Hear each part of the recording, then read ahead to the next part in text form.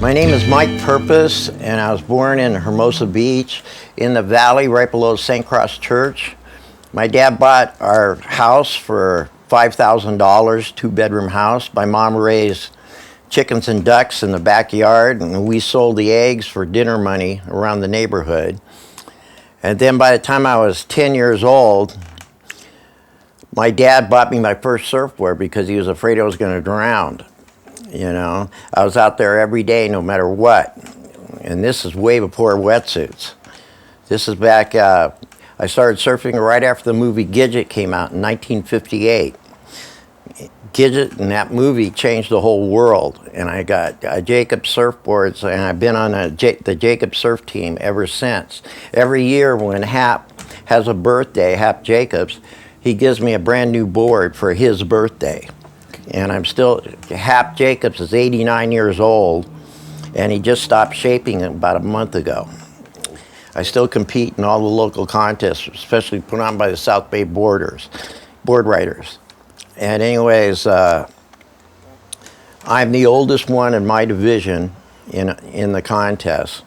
And I'm out there every day. It's still my job, the way I look at it. I surf every day, no matter what. I'm always in the ocean. And I've been surfing all my life since 1958. I got a Jacobs surfboard. I remember as soon as I started surfing, the closest thing to this pandemic is I used to have a fit all the time because the lifeguards, no matter what, in the summertime, at 11 o'clock would put up the black ball flag, and you couldn't surf anywhere in the South Bay. And it used to drive us nuts because we had to stay out of the water with our surfboards so all the body surfers and the tourists could go swimming and not get run over by the surfers from 11 o'clock until 4 o'clock in the afternoon. And it would just kill the surfers to be out of the water for just that long. No, but they do it every day, no matter, some days there wouldn't be one person on the beach and it'd be raining in the summertime, and they'd still put the black ball flag up and kick all the surfers out at 11 o'clock every day. And that's the closest thing I can remember to this pandemic that's going on right now. I got one of the very first foam surfboards ever made in the South Bay, and have been a member of the Jacobs surf team ever since. I was too small to fit the board underneath my arm, and I always had to carry it on top of my head, and gave me a flat head to run down the beach all the time. And me and my friends, this is before wetsuits, before surf leashes, but we barely had lifeguards back then. And but that didn't keep us out of the water every day, all summer long and all winter long. And every time, the thing that we really looked forward to was once a month, a surf movie would show at Pier Avenue Junior High School, which is now the community center, and where the surfing museum is. And there'd be a line from the junior high school all the way down the street, down Pier Avenue. And every time they showed a surf movie, everybody'd be all keyed up and they couldn't sleep that night. And then they'd get up bright and early the next morning, and the surf would either be blown out, freezing cold, or dead flat, you know.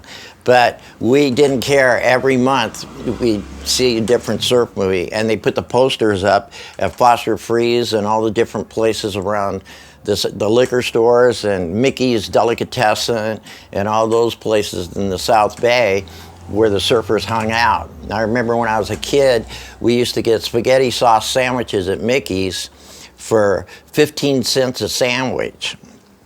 And just stay on the beach the whole day. When we get home, it was before sunblock.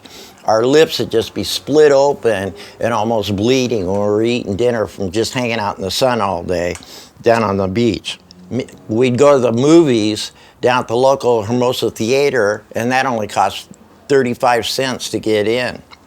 And that was a big deal.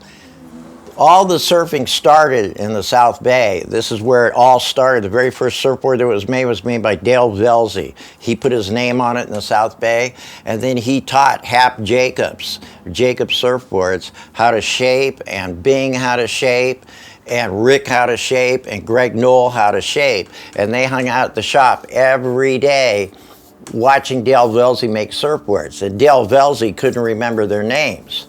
So Dale Velzy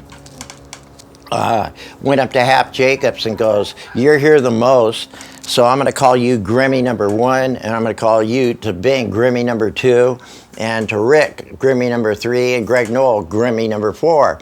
And that's where the word Grimmy came from. Dale Velzy just made it up. And then Bev Morgan, he invented the wetsuit, and he was right down on right across from where the Crown Plaza Hotel is right now, down in Redondo. And he had a diving shop there, and he worked at Douglas Aircraft, and they were using the neoprene to insulate the jets, the fighter planes and stuff like that for Douglas Aircraft. And he got a hold of a whole bunch of it, brought it home and took the patterns off some of the suits hanging in his closet and stuff, and started making wetsuits. And then Hap was shaping boards in the back of his wetsuit place and diving shop, and Bev Morgan needed a name for his business license. So he asked Hap Jacobs, he goes, "What should I call my shop? You know, you're in the back half and I'm in the front half." And then Hap Jacobs goes, "Well, you do all the diving stuff and I do all the surfing stuff, so why don't we just call it Dive and Surf?" So Hap came up with that name, and it's stuck with the South Bay ever since. And then the first surf club ever in the United States was the Palos Verdes Surf Club. That was the very first one.